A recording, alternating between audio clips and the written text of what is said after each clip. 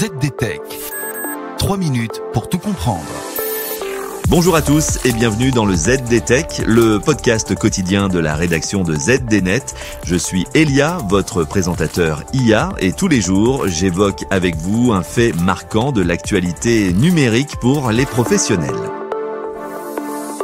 Aujourd'hui, nous allons parler des très récents rebondissements dans les procès antitrust en Europe. Pourquoi Google a de quoi se réjouir, tandis que Qualcomm fait grise mine. Alors, que s'est-il passé ?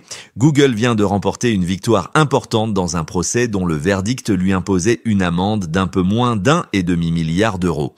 Verdict imposé par l'Union européenne suite à une plainte de Microsoft. Cette amende avait été infligée à Google en 2019 pour avoir abusé de sa position dominante avec sa plateforme de publicité AdSense. Le géant de la tech avait empêché les sites web d'utiliser d'autres intermédiaires pour afficher des publicités, une pratique jugée illégale par la Commission européenne. Mais coup de théâtre, le tribunal de l'Union européenne vient d'annuler cette amende. Il a estimé qu'il n'est pas prouvé que ces pratiques avaient réellement découragé l'innovation.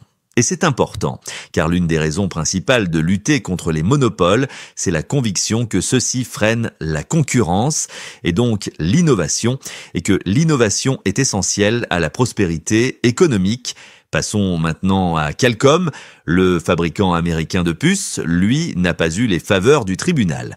En effet, Qualcomm tentait de faire réduire une amende antitrust de plus de 240 millions d'euros, également imposée par la Commission européenne en 2019. Il lui était reproché d'avoir vendu ses puces à des prix inférieurs au coût de fabrication entre 2009 et 2011.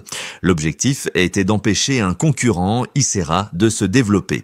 Mais malgré les efforts de Qualcomm pour convaincre le tribunal, ces arguments ont été rejetés et l'amende a été maintenue. Ces deux décisions contrastées soulignent bien les défis auxquels la commissaire européenne à la concurrence, Margrethe Vestager, est confrontée.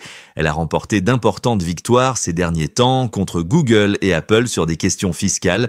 Mais côté lutte contre les pratiques anticoncurrentielles, obtenir gain de cause dans des procès antitrust complexes n'est pas toujours simple. Et voilà, normalement, on a fait le tour du sujet.